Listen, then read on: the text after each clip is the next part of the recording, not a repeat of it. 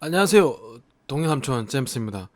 이번에 이야기하고자 하는 내용은 INFP가 왜 마음의 상처를 받는지에 관해서 이야기해보고자 합니다. 단순히 INFP뿐만 아니라 내 주위의 사람들로부터 힘들어하는 우리에게 관한 이야기입니다.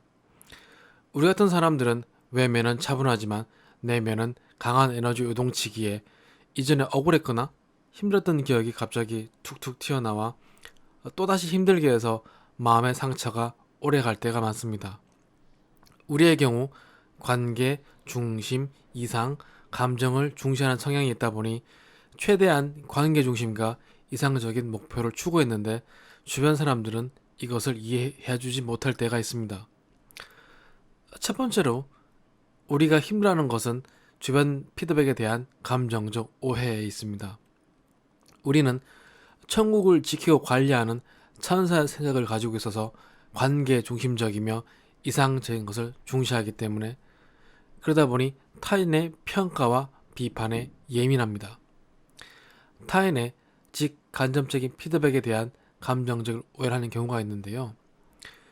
주변의 다른 사람들이 그렇게 의도하지 않았더라도 자신이 받아들이는 감정적 해석을 통해서 오해를 하고 부정적인 피드백으로 받아들이는 경우가 있습니다.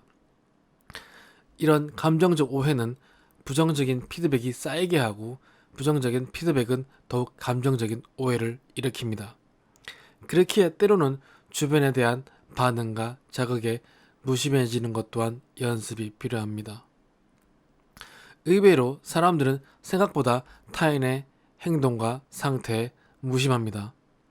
더욱이 자존감이 강하고 목표 지향적인 사람일수록 타인에 대한 관심이 적습니다. 균형 이론이라는 것을 인간관계에 적용했을 때 내가 형성한 인간관계 중에서 우호적인 사람은 20%, 나에게 무관심한 사람은 60%, 그리고 나에게 적대적인 사람이 20% 이렇게 나눌 수가 있습니다. 그 중에서 나를 좋아하는 사람의 20%가 나에게 80%의 긍정적인 피드백을 보내며 나를 싫어하는 사람 중 20%가 나에게 80%의 부정적인 피드백을 보냅니다. 그렇기에 내가 받아들이는 타인의 피드백은 자신이 가진 인간관계 전체로 봤을 때 감정적으로 느끼는 것에 비해서 크지 않다는 것입니다. 그러니 관계의 몰입과 감정적인 오해에서 자유로워야 합니다. 두 번째로 우리를 힘들게 하는 것이 자신 내면의 과몰입입니다. 내가 생각하는 것이 때로는 세상에 적용하기 힘들다는 것을 이해해야 합니다. 세상 또한 불완전한 대상이기 때문이죠. 어떤 현상에 대해서 과도하게 해석하거나 또는 어떤 현상에 대해서 과소하게 이해하고 오해해서 다른 사람들이 그들의 관점에 봤을 때 이해하지 못하는 상황이 발생하기도 합니다. 나 혼자 아파한다고 세상이 바뀔 거라고 생각해서는 안 됩니다. 세상의 흐름과 나 자신의 내면을 적절하게 균형을 유지하는 것이 중요합니다. 이 말은 자기의 내면과 주변의 자극을 분리해서 주변의 자극과 상해에 대해서 객관적으로 바라보는 시야를 키워야 합니다. 우리가 과몰입 상태일 때 일하는 과정 중이나 관계 중에 겪게 되는 이해관계와 작은 연결점에 몰입되어 외부의 시각으로 봤을 때 일관되지 못한 것처럼 보여 남들이 보기엔 우리가 전체적인 신뢰성과 균형성이 없는 것처럼 보이기 때문입니다. 중심을 잃지 않기 위해 자신의 한 부분에 과몰입되어 있던 그 부분에서 한 발짝 뒤로 가서 전체 모습을 조망하고 내가 어떤 상황인지 어떤 모습인지 나를 객관적으로 바라보는 시간이 필요합니다. 나를 객관화할수록 내가 고민했던 부분, 컴플렉스였던 부분, 내가 힘들었던 부분, 내가 가진 장점, 내가 가진 단점을 들여다볼 수 있기 때문입니다. 이렇게 할수록 내가 가진 장점은 더욱 강화하고 나의 단점은 점차 줄여갈수록 주변으로부터 상처를 받는 두려움은 작아지고 상처를 받더라도 그 아픔의 크기가 줄어듭니다. 세 번째로 자신을 괴롭히는 이상적인 자기완벽성을 내려놓아야 합니다. 자신을 있는 그대로 인정하고 이해한다면 마음속에 또 다른 짐이 줄어들기 때문입니다. 사람은 태생적으로 불완전한 존재입니다. 살면서 크고 작은 실수를 합니다. 이건 우리 모두에게 해당됩니다. 그렇기에 자신이 정한 높은 수준의 기준에 자신이 타들어가지 않도록 해야 합니다. 우리는 실수를 통해서 배우고 성장하기 때문에 완벽한 이상적 기준에 힘들어할 필요가 없는 것이죠.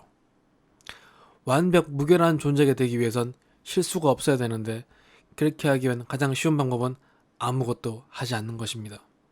이 말은 아무것도 하지 않는다면 죽을 때까지 성장하지 못한 채 인생을 낭비하고 미완성의 존재로 사라질 것입니다. 그렇기에 완벽이라는 압박감을 버리고 세상을 한 번씩 둘러보면서 주변과 타협하고 인정하는 용기가 필요한 것이죠. 세상에 지쳐 힘들어 동굴 속에 들어갔더라도 다시 밖으로 나올 수 있는 용기가 필요합니다. 이렇게 관계의 몰입, 감정의 오해, 내면의 과몰입을 벗어나 자신에 대한 엄격한 기준과 이산적인 관념을 내려놓고 있는 그대로 인정한다면 미움받을 수 있는 용기, 거절당할 수 있는 용기, 당당히 거절할 수 있는 용기가 생깁니다. 세상이 생각보다 쉽진 않지만 생각보다 어렵지 않다는 걸 느낄 수 있을 것입니다. 이런 주변의 어려운 상황에서도 나의 가치를 지키는 가장 중요한 방법은 자신의 자존감을 지키고 쌓는 데 있습니다. 자존감은 자기 스스로만 쌓을 수 있는 자기 가치의식이기 때문입니다. 남들이 나 자신의 자존감을 쌓을 수도 세울 수도 없기 때문이죠. 이 말은 세상에서 자신과 가장 가까운 대상인 자신을 아끼고 사랑하는 마음입니다. 자신을 있는 그대로 인정하고 자신을 사랑하는 말을 자신에게 건네는 것부터 시작하여 자신이 할 수 있는 만큼 작은 성취를 쌓아감으로써 성취감을 쌓을 수 있습니다. 이런 자기 사랑을 잠깐이 아닌 지속적으로 할수록 자존감은 단단해지고 강해지며, 자존감이 강해질수록 탄성 회복이 증가하여 여러 가지 외부적인 이유로 상처를 받고 넘어지더라도 금방 회복이 가능합니다.